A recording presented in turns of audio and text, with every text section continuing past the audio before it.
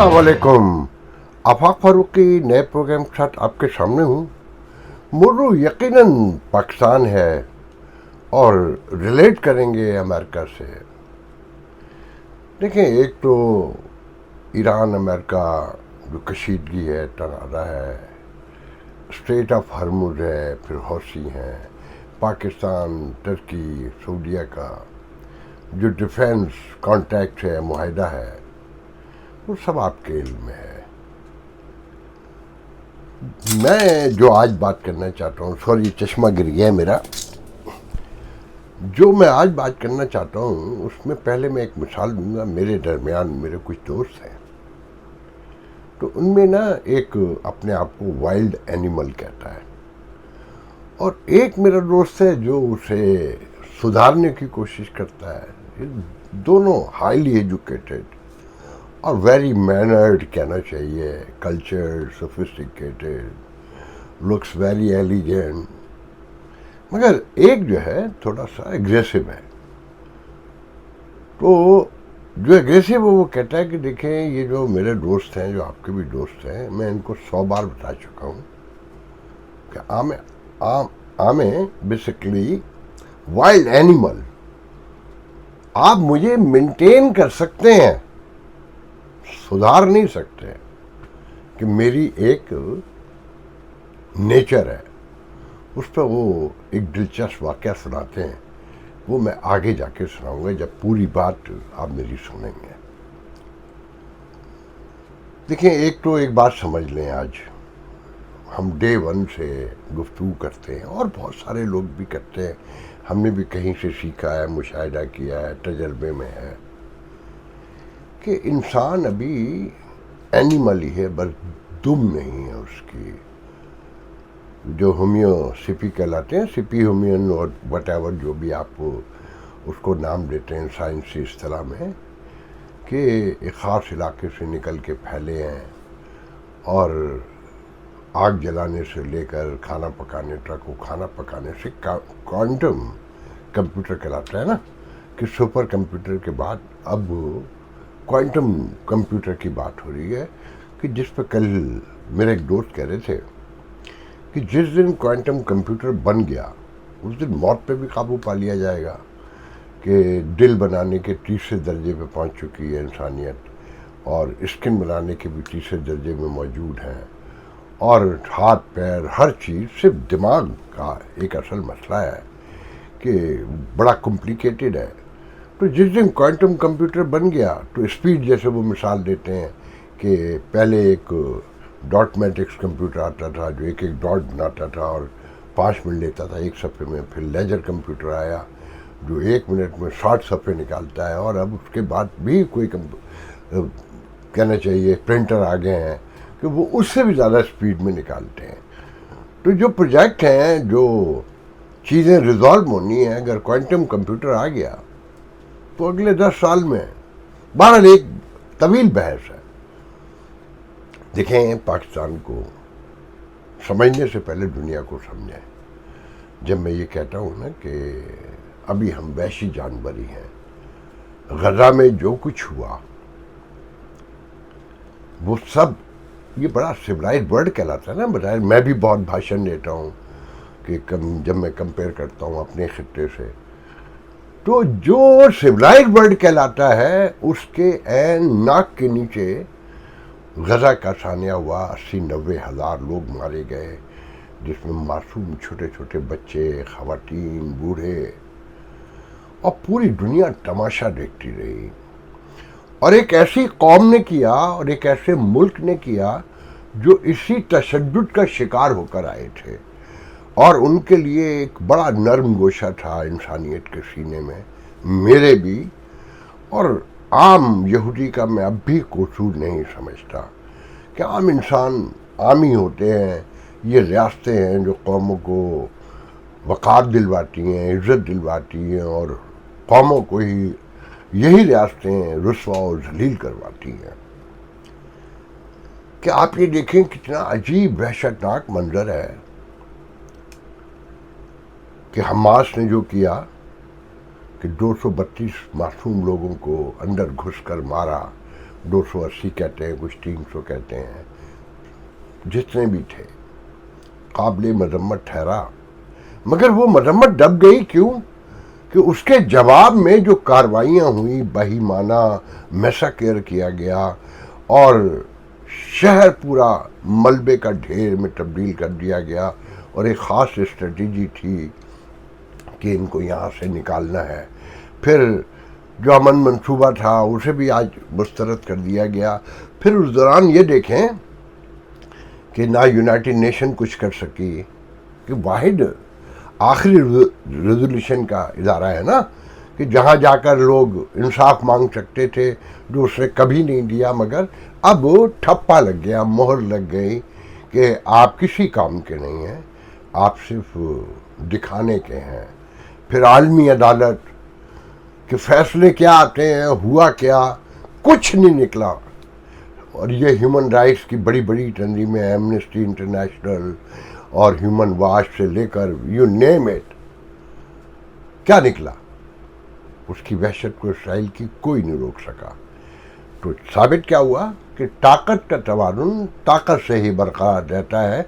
इंसान अभी जानवर है और ये हम्बलनेस को लफ्ज़ों में इस्तेमाल करता है, ये अफसानों में इस्तेमाल करता है, ये एक रोमांस है और इसके अलावा कुछ नहीं है। कि रियासत की ताकत से लेकर नीचे माफियाज तक जाइए, दुनिया में ताकत का कंट्रोल है। डॉलर से लेकर हाथ की ताकत, बंदूक की ताकत, तोप की ताकत और जेट तैयारों की ताकत तक, जहाँ तक चले जाइए। और फिर मैं कहूँगा कि मज़ाहिब से शुरू होती है ताकत, नीचे तक आती है। अब जीने के इस दुनिया में दो ही तरीक़े हैं। एक तरीक़ा तो मुझ जैसे लोगों का है जो बज़ाहिर नाकाम है, कि 3000 साल से ज़्यादा हो गए ना जो हमें सिविलाइज्ड वर्ल्ड कहीं नज़र आता है, और रोमन से लेकर और जहाँ तक चले जाइए, तो उसमें हम जैसे लोग पैदा होते रहे हैं। हम तो बहुत छोटे लोग हैं, जाने देने वाले पैदा होते रहे हैं। उनसे पहले भी सुकरात से लेकर एक लाइन है, कहना चाहिए मंसूर तक, हल्लाज मंसूर तक। मगर तब्दीली ऐसे लोगों की वजह से बहुत थोड़े पैमाने पर आई है, बहुत मामूली पैमाने पर। वहशत अभी ख़त्म नहीं हुई, ख़त्म तो बहुत दूर की बात, उस पर किसी पैमाने पर भी कोई कंट्रोल नहीं हो सका। कि जदीद जब साइंस आ गई, जब सिविलाइजेशन आ गई, तो हमने एक दूसरे को मारने के लिए ऐसे ऐसे हथियार ईजाद कर लिए कि लम्हों में, सेकंडों में अगर वो चल जाएं तो लाखों करोड़ों लोग ख़त्म हो जाएंगे। हमारी वहशत इस वक्त उरूज पर है। और कहीं एक अखलाकियात का दर्स भी है कि लोगों ने अपनी जानों की कुर्बानियाँ देकर कि इंसाफ हो, मेरिट हो, कानून हो, मेरी नाक जहाँ से शुरू होती है आपकी आज़ादी वहाँ ख़त्म हो जाए, जहाँ आपकी नाक शुरू होती है मेरी आज़ादी ख़त्म हो जाए। मगर अभी ये एक अफसाने हैं, कहानियाँ हैं, किस्से हैं।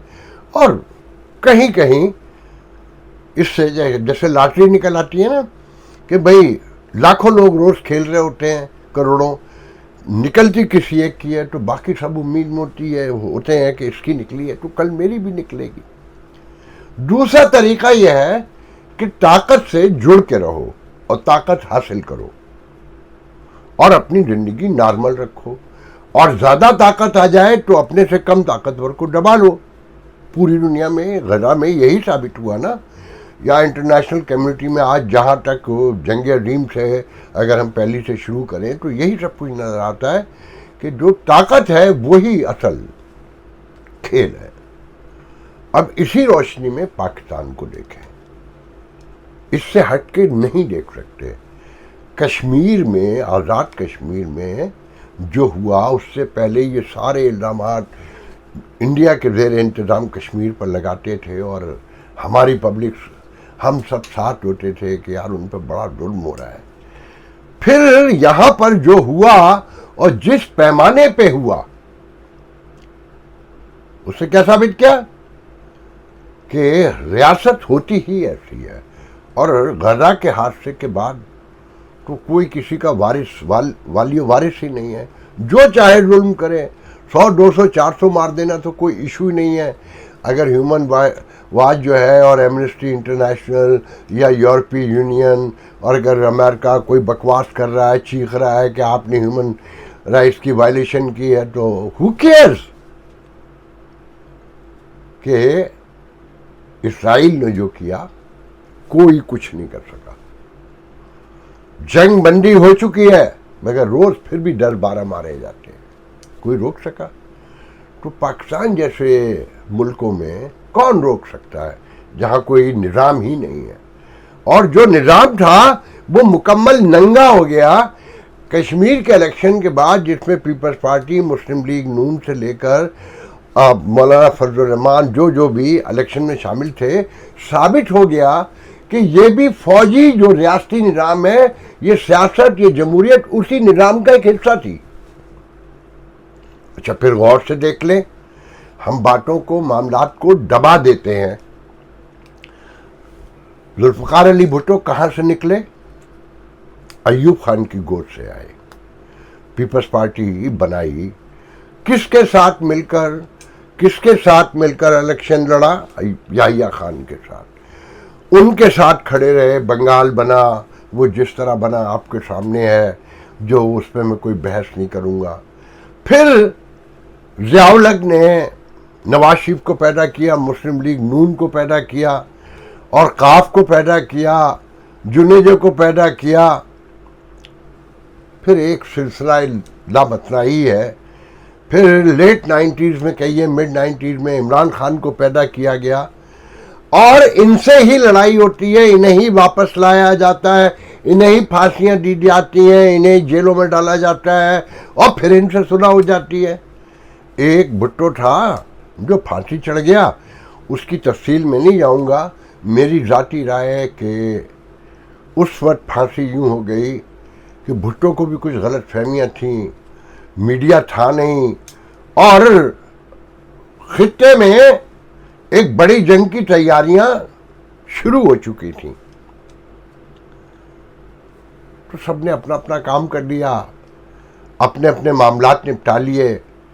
نواز شریف 2 بار جا کے آ چکے ہیں نا, وہی لے کر آئے تھے نا. یا عمران خان آج جیل میں ہے, لایا کون تھا؟ یہ ٹھیک ہے کہ بڑی اویئرنیس دی عمران خان نے. یہ جو آج عمران خان کے لوگ مخالفت کرتے ہیں یا عمران خان کرتے ہیں, وہ تو ڈائریکٹ یہ کہتے ہیں نا کہ جی ہم, جنہوں نے ہمیں انڈر کیا ہے, جنہوں نے ہمیں تخت سے اتارا ہے, ہم انہی سے مذاکرات کریں گے. میں نہیں کہتا کہ عمران خان ان سے دوبارہ ویسی ہی پہلے جیسی صلح کر کے لوٹ کا آ کے, مگر جو 3.5 سال کا دور ہے ایک ہی پیج پہ نظر آتے تھے نا, جیسے آج یہ حکومت نظر آتی ہے یا اس سے پہلے والی نظر آتی ہے. آپ نوٹ کریں یہ سارے لوگ انہی کے پیدا کردہ ہیں, اسی انتظام کا حصہ ہیں. اور عمران خان اس وقت میں کہوں گا کہ ایک کامیاب بزنس فرنچائز ہے. پورے ملک میں کوئی سیاست نہیں ہے جسے دیکھو پی ٹی آئی کا لیڈر بنا ہوا ہے اور ایک دوسرے کے خلاف گن اچھالا جا رہا ہے کہ گن اچھالیں گے, تنقید کریں گے, نگیٹو باتیں کریں گے تو نمبر بنیں گے, اور بیجا ہوگی, ہپے ہرے ہوگی, تالیاں بجیں گی, اور اتنی شہرت ملے گی. جو ڈپریس معاشرے ہوتے ہیں وہاں نگیٹو گفتگو کرنے کا فائدہ یہ ہوتا ہے کہ لوگ اس سے سنتے ہیں, کیونکہ 90% میں 95% میں بلکہ کہیے بولنے کی جرت نہیں ہوتی ہے, ہمت نہیں ہوتی ہے, حالات نہیں ہوتے ہیں, ان کی ضرورتیں, مجبوریاں, تقاضے انہیں بولنے سے, سوال کرنے سے, اس رد عمل دینے سے روکتے ہیں. تو جب کوئی ان جیسا بولتا ہے جو ان کے سینوں میں ہوتا ہے تو وہ خوش ہوتے ہیں, وہ تالیاں بجاتے ہیں. تو عمران خان کی سیاست جو ہے ان کا اندر رہنا ایک پوری فرنچائز بن چکا ہے. آپ یہ دیکھیں کوہرام میں بپا ہے کہ عدالت ایم پی اے کیوں نہیں آئے, ایم این اے کیوں نہیں آئے, وکلا کیوں باہر نہیں نکلے. امین گنڈا پور کے بعد سہیل آفریدی بھی فوج سے مل گیا, اسے کور کمانڈر نے ٹائم دیا اور سیکٹر کمانڈر نے اسے دھمکی دی کہ اگر تم نے لانگ مارچ کے حوالے سے جلسے سے پہلے کہا کہ اگر تم نے کوئی اعلان کیا, کوئی ایسی ڈیٹ دی تو تمہیں اتار دیا جائے گا. وہ متی اللہ جان نے ایک بڑا خوبصورت جملہ کہا ہے کہ یہ پورا ملک سیکٹر کمانڈر چلا رہے ہیں, جگہ جگہ ہر شہر کا سیکٹر کمانڈر ہے, ہر صوبے کا ایک سیکٹر کمانڈر ہے, اور ہر ٹیریٹوری کا ایک سیکٹر کمانڈر ہے. وہ گلگل بلتستان کا بھی ہے, کشمیر کا بھی ہے, اور جہاں جہاں, اور بریگیڈیئر کے عہدے کا ہوتا ہے, 19 گریڈ کا ہوتا ہے, مگر وہ وزیر اعلیٰ کا گریبان پکڑ سکتا ہے, وہ جسے چاہے ٹھڈے پہ رکھ سکتا ہے, کیونکہ یہ سارا انتظام ان کا ہے. اب یہ کہنا کہ لوگ نہیں نکلتے, ایم پی ایم این اے بک جاتے ہیں, تو سب سے پہلے تو یہ دیکھنا ہے, کوئی پوچھے ان سیاست دانوں سے کہ تم نے کتنی قربانیاں اور کتنا جمہوری ورک دیکھ کر تم نے لوگوں کو ٹکٹ دیے تھے. میں کسی ایک پارٹی کی بات نہیں کرتا, کتنے لوگ ہیں ان میں سے جو جمہوریت کو سمجھتے ہیں اور وہ جمہوریت کی خدمت کے لیے یا پاکستانی عوام کی خدمت کے لیے جمہوریت کو انہوں نے جوائن کیا ہے, اور وہ اپنے کور سے ایک زمینی سفر کر کے آگے آئے ہیں, اور پھر انہیں ایم این اے, ایم پی اے اور سینیٹر بنایا گیا ہے. پہلا سوال تو یہ بنتا ہے نا.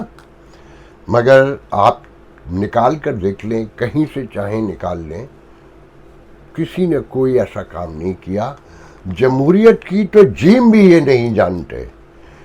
آپ یہ نوٹ کریں کہ اگر جمہوریت ہوتی یا جمہوری پارٹیاں ہوتی تو ان کا ایک خاص اسٹرکچر ہے, اس کی ریکوائرمنٹس ہیں, اس کی ضروریات تقاضے ہیں, اور اس کا ایک مورل ہے, ایک مورلٹی ہے, ایک اخلاقیات ہیں کہ آپ کیسے فریم کریں گے, ورکر کون ہوگا, حمایتی کون ہوگا, عہدیدار کیسے بنیں گے, اور ٹکٹ کیسے بٹیں گے.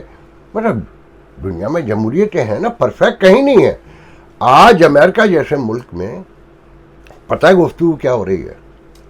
ریپبلکن کو سب سے بڑا ایشو یہ ہے کہ وفادار کون ہیں.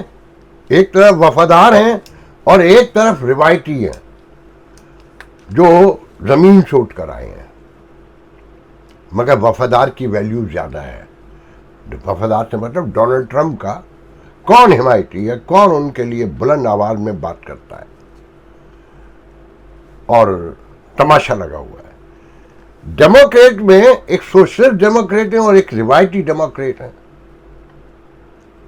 دونوں کی لڑائی, گو کہ آج ریپبلکن کو ہرانا بڑے پیمانے پر کوئی بڑا مسئلہ نہیں ہے, مگر یہ سوشلسٹ ڈیموکریٹ اور ڈیموکریٹ کی لڑائی نے راستے کو مشکل بنا دیا ہے کہ ڈیموکریٹ ووٹر جو ہے, جو ریگولر ہے, جو عام ڈیموکریٹ ہے, وہ سوشلسٹ ڈیموکریٹ سے کھار کھاتا ہے کہیں. اور عبدالسید کی پرائمری میں یہ بات سامنے آ چکی ہے اور اس کو ایشو بنایا جا رہا ہے. ایسے ریپبلکن میں وفادار اور نان وفادار کی بحث ہے اور وہ ایشو کھڑا ہوا ہے. دونوں پارٹیاں اپنے اپنے مسائل کا شکار ہیں.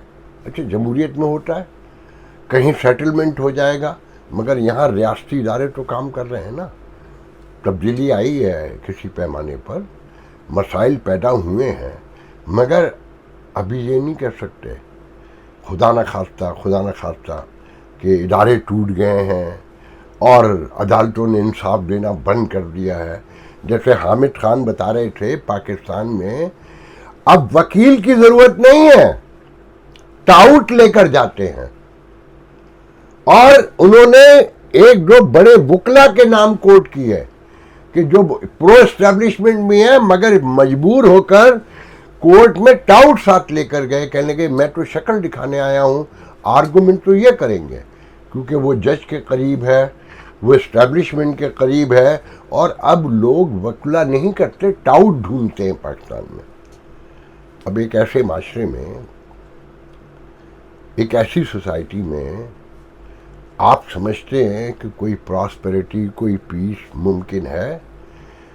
مطلب اس فوج نے جو کیا ہے کہ جس طرح لوگوں کو بانٹا ہے, تقسیم کیا ہے, کہ جس طرح مارا ہے کشمیر میں, جیسے بے دردی سے مارا ہے, اور آج تک نیٹ بند ہے, ٹیلی فون بند ہے, اور الیکشن ہو رہے ہیں.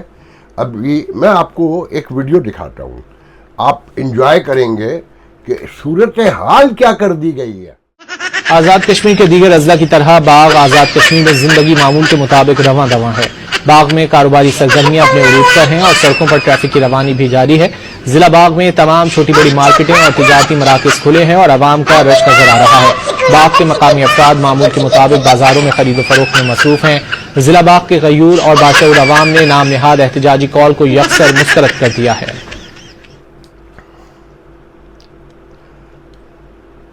دیکھا آپ نے کہ یہاں بتایا جا رہا ہے کہ 30 سے 40% ووٹنگ ہوئی ہے، مگر اس میں خوشی کی خبر پتہ کیا ہے کہ وہ سردار عتیق جو وزیر اعظم رہا، جس کا باپ صدر بھی رہا، وزیر اعظم بھی رہا، اور وہ سردار عتیق جو پچھلے دنوں کہہ رہا تھا جموں کشمیر ایکشن کمیٹی کے لوگوں کو پھانسیاں دو، یہ غیر محب وطن ہے، ہار گیا اور ووٹ نہیں پڑے ہیں، مگر کچھ حلقوں میں پڑے بھی ہیں جناب، جہاں نیٹ نہیں ہے مکمل طور پہ، ٹیلی فون بند ہے، جنہیں پتہ ہی نہیں چلا کہ ان کے علاقوں میں آس پاس میں کیا کچھ ہو چکا ہے۔ تو جس طرح بلوچستان میں لوگوں کو مارا جا رہا ہے بے دردی سے، عورتیں اٹھائی جا رہی ہیں، عورتیں تو اب پنجاب میں بھی اٹھا لی جاتی ہیں نا۔ پنجابیوں کو پہلی بار پتہ چلا کہ مارتے کیسے ہیں، اٹھاتے کیسے ہیں، رلاتے کیسے ہیں، کہ ایک طویل عرصے سے کراچی کے لڑکے اٹھ رہے تھے، اندرون سندھ کے لڑکے اٹھ رہے تھے اور کے پی کے میں اٹھائے جا رہے تھے۔ بلوچستان تو انہوں نے قبرستان میں ہی تبدیل کر دیا۔ جب پہلی بار اپنے آپ سے اٹھنا شروع ہوئے اور اب تو عورتیں بھی اٹھائی جانے لگی ہیں، کیونکہ اب عورتیں خود کش بمبار بھی بن رہی ہیں، وہ باہر بھی نکل رہی ہیں، چھوٹی چھوٹی کشمیر کی بچیاں بھی باتیں کر رہی ہیں اور اس فوج کو برا بلا کہہ رہی ہیں۔ دیکھیں 14 اگست آ رہی ہے، ایمانداری کی بات تو یہ ہے نا کہ 14 اگست پر پورے ملک میں جشن آزادی ایک ایسے طور پہ منایا جاتا کہ لوگ باہر نکلتے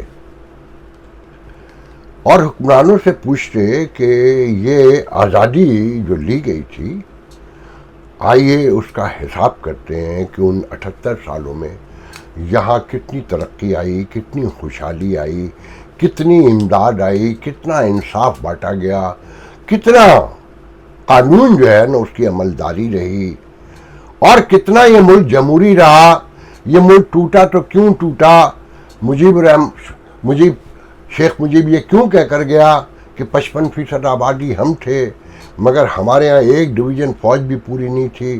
یہ ملک سیکیورٹی اسٹیٹ بنایا، مگر 60 ڈویژن سے زیادہ فوج مشرقی پاکستان میں تھی جہاں 45%، مغربی پاکستان میں تھی جہاں 45% آبادی رہتی تھی۔ ہمارے ہاں ریگولر فوج تک نہیں تھی، اور ہمارے ہاں پسند پیدا ہوتی تھی۔ کراچی کی سڑکیں اور لاہور کی سڑکیں اور عمارتیں بنتی تھیں، خوبصورتی یہاں پیدا ہوتی تھی، اسلام آباد پہ پیسے لگتے تھے۔ اس کا حساب تو ہونا چاہیے نا، چھوڑیں پاکستان کو۔ آج امریکہ میں، یورپ میں، ہر طرف یوم آزادی 14 اگست کے میلے، پریڈیں عدالتوں پہ بھی چڑھے ہوئے ہیں، اور ایک ایک علاقے میں 2 ہو رہے ہیں۔ ایک یہاں بروکلن علاقہ ہے، یہاں پاکستان ڈے پریڈ کی دشمنی میں ایک میلہ کھڑا کیا گیا تھا، بروکلن میلہ کہلاتا ہے۔ اب اس میلے کی کوکھ سے بھی ایک میلہ پیدا ہو گیا، جہاں پرسوں سنڈے کو میئر ممدانی بھی آئے تھے۔ اب اس کا کیا مطلب ہوا، جو اوریجنل میلہ ہے جو اگلے ہفتے میرے خیال میں سنڈے کو ہونا ہے، وہاں ممدانی نہیں آئیں گے، کیونکہ ایک ہی سڑک پر ایک ہی کمیونٹی کے 2 میلے ہوں اور دونوں جگہ ممدانی آئیں، یہ ممکن نہیں ہے۔ اور پاکستان ڈے پریڈ تو کل عدالت چڑھ گئی ہے۔ میرا نہیں خیال ہے کہ اگر ہوگی بھی، ہوگی یقیناً، جن کے پاس پرمٹ ہے، اچھا انہیں صرف پریڈ کے نام پر اسٹیج سجانا ہے، پٹیاں لگانی ہیں جسے پٹا کہا جاتا ہے، اور اپنے نامود و نمائش کے لیے ویڈیو بنانے، انہیں کوئی مطلب نہیں ہے کہ کتنی توہین ہو چکی ہے۔ اور تحریک انصاف کا وہاں کنٹرول ہے، مسلم لیگ نون اندر موجود ہے، اور مجھے یقین ہے کہ نہ ایمبیسڈر جائے گا، نہ کونسلیٹ جنرل جائے گا، اور نہ کوئی اور سرکاری افسر ہوگا اور عوام بھی نہیں جائیں گے، مگر نمود و نمائش کے لیے وہ ہوگا۔ لانگ آئلینڈ میں ایک میلہ ہوتا تھا، وہاں 3 میلے ہو رہے ہیں۔ اس سے کیا ثابت ہوتا ہے؟ اس سے ثابت ہوتا ہے کہ ہمیں پاکستان سے، ہم نچلی سطح پر بھی، عوام میں بھی پاکستان سے زیادہ اپنی نمود و نمائش، اپنے مال و دولت اور اپنے ہوس نے توڑ کے رکھا ہوا ہے، اور ہم اس کے لیے پاکستان کا نام لیتے ہیں کہ یہ میلے پریڈے 2 مقاصد کے لیے ہوتے ہیں۔ اس میں کچھ لوگ پیسے بنانا چاہتے ہیں، کچھ لوگ نامود و نمود حاصل کرنا چاہتے ہیں۔ گو کہ تقاضا تو اس وقت یہ تھا نا کہ چھوڑے پاکستان کو۔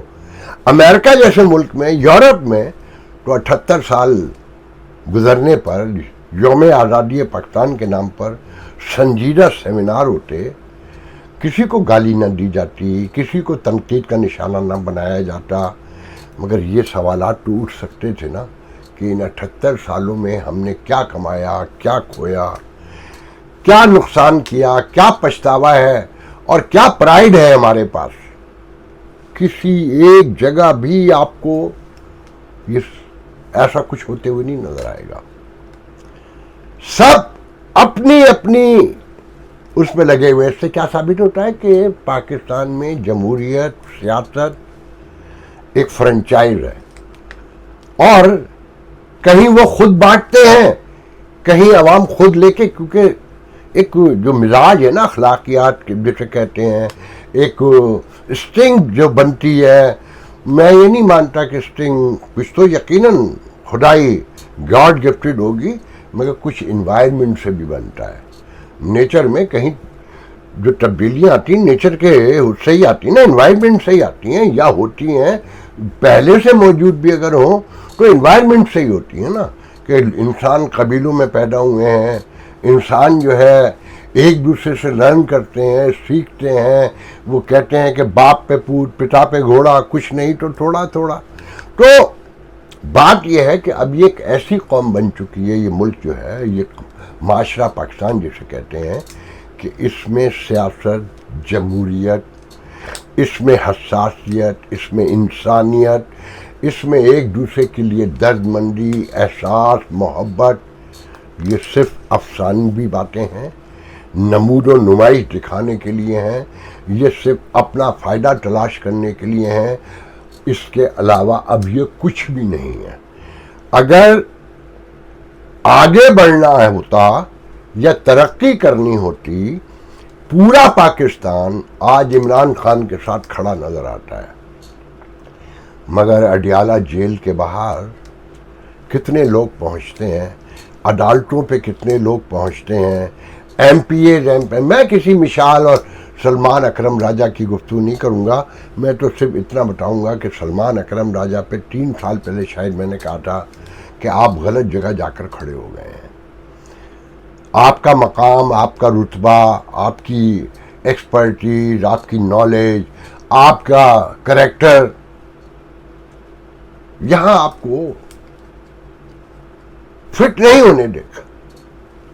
اب مشال جیسی چھوٹی سی عورت جسے خان صاحب نے سینیٹر بنا دیا، وہ جو لہجہ اور زبان استعمال سلمان اکرم راجہ کے لیے کرتی ہے، کیا کوئی پڑھا لکھا آدمی سوچ بھی سکتا ہے وہ لہجہ، وہ زبان اور وہ الزامات لگانا؟ مگر بات ساری کیا ہے کہ بس یہ ذہن میں رکھیں کہ یہ سب کچھ فرنچائز ہے، سب اپنی اپنی دکانداری کر رہے ہیں۔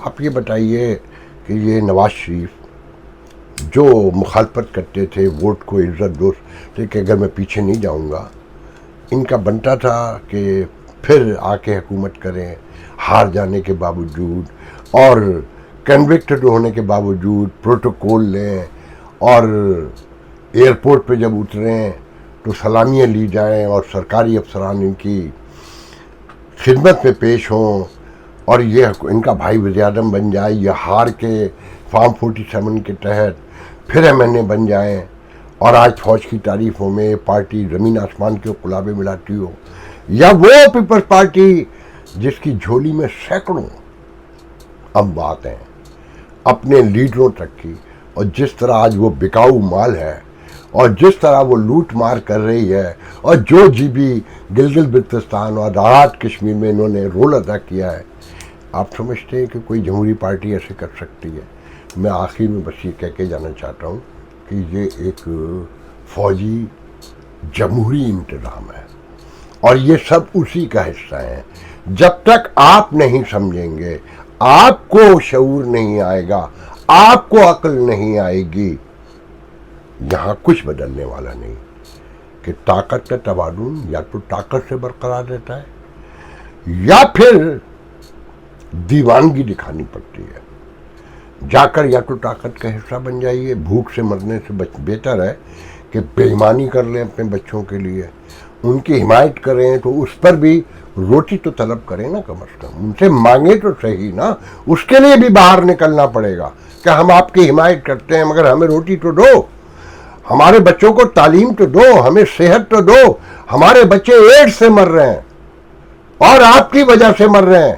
ہمارے پاس تو علاج کے لیے پیسے بھی نہیں ہیں. لوگ اپنے بچوں کو علاج کروانے کے لیے، ایڈز سے بچانے کے لیے، اسے ختم کرنے کے لیے انٹرسٹ پہ، سود پر پیسہ لے رہے ہیں.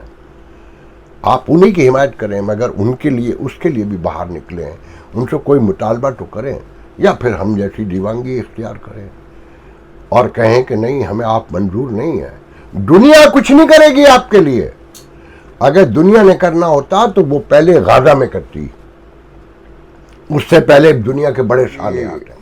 میں نے مثال دی تھی نا کہ وائلڈ اینیمل، کہ اسے آپ مینٹین کر سکتے ہیں، سدھار نہیں سکتے. یہ جو فوجیں ہوتی ہیں دنیا میں، یہ وائلڈ اینیمل ہی ہوتی ہیں. ان کا تھاٹ پروسیس، ان کی ٹریننگ، ان کا انوائرمنٹ سب جنگ کے لیے ہوتا ہے نا. مارو، کاٹ ڈالو، آگے بڑھو، پتہ خود مارے جائیں ڈزنٹ میٹر. مگر تھاٹ پروسیس تو یہ ہوتا ہے نا کہ ہم نے دشمن کو ختم کر دینا ہے. اب صورتحال یہ ہو گئی ہے کہ آس پاس تو کوئی دشمن ہے ہی نہیں. افغانستان تو بڑا دشمن تو کبھی بھی نہیں تھا، وہ تو ان کا حصہ ہی رہا ہے، اور جو ان سے لڑ رہے ہیں وہ انہی کا حصہ رہے ہیں. وہ بھی ایک بھارت تھا، اس سے اب یہ لڑ نہیں سکتے. وہ جو 3-4 دن کی جنگ ہے وہ بارڈر پہ نہیں ہوئی تھی، راکٹوں کی جنگ تھی، جہازوں کی جنگ تھی، کمپیوٹر کی جنگ تھی. وہ ایک طویل بحث ہو جائے گی. تو اب یہ ان کو عادت ہے صرف آپ سے لڑنے کی، اور ان کی یہ وحشت پاکستان کے قیام سے 3 دن پہلے میں آپ کو بتا چکا ہوں کہ انہوں نے تو قائد اعظم کی جو سیکولر تقریر ہے 11 اگست کی، وہ بھی روکنے کی کوشش کی تھی. یہ تو پہلے ہی قبضہ کر چکے تھے. تو وائلڈ اینیمل کے ساتھ جو دنیا کرتی ہے وہ آپ کو کرنا پڑے گا. یا تو آپ پنجرے میں رکھیں،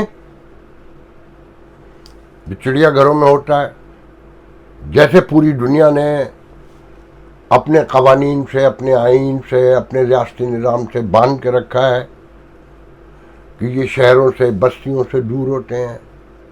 سب کو پتہ ہے کہ ان کی نیچر کیا ہوتی ہے، ان کی خصلت کیا ہوتی ہے، ان کی جبلت کیا ہوتی ہے، اسٹنگ کیا ہوتی ہے. یہ سب کچھ ذہن میں رکھنا ہے. ادروائز اگر آپ باہر نہیں نکلے تو پھر جو ہو رہا ہے وہی ہوتا رہے گا 78 سال سے. تو ان کو واپس پہنچانے کے لیے آپ کو ہر صورت متحد ہونا ہوگا. میں نے پہلے کہا تھا کہ طاقت کا توازن طاقت سے برقرار ہوتا ہے، اور آپ ان کے سامنے اجتماعیت اختیار کر کے ہی انہیں قابو کر سکتے ہیں. آج کی خبروں میں تو یہ بتایا جا رہا ہے نا، تازہ ترین ویلاگز میں، کہ کہیں شبہ عمران خان کو مار دیا. جیسے اول تو یہ جھوٹی خبر ہے، لوگ اپنے نمبر بنانے کے لیے، ویوز لینے کے لیے کسی بھی سطح پہ اتر آتے ہیں. اور اگر یہ سچ بھی ہے، ایک لمحے کو مان لیں، کیا کر لیں گے آپ؟ کیونکہ آپ میں اجتماعیت نہیں ہے. 4 دن شور مچے گا، 8 دن مچے گا. جیسے کشمیر میں 100 لوگ مر گئے، آپ کا فرض نہیں بنتا تھا کہ آپ سڑکوں پہ آئیں. مگر جب اپنے گھر میں ہوتا ہے تو سامنے والا دیکھ رہا ہوتا ہے، جیسے ہم ابھی دیکھ رہے ہیں. اور ایک دو کے نکلنے سے نہیں ہوگا کہ جی ایچ کیو کے باہر جا کے جو ابھی دکھایا جا رہا ہے، بتایا جا رہا ہے کہ فائرنگ کی، اس کو مار دیا گیا، اور پی ٹی آئی نے کہہ دیا کہ ہمارا اس سے کوئی لینا دینا نہیں ہے، کوئی تعلق نہیں ہے. اس طرح کے واقعات یہ تو باہر ہوا ہے نا جی ایچ کیو کے انڈر ادارے میں ہر دوسرے چوتھے دن ہو رہے ہیں.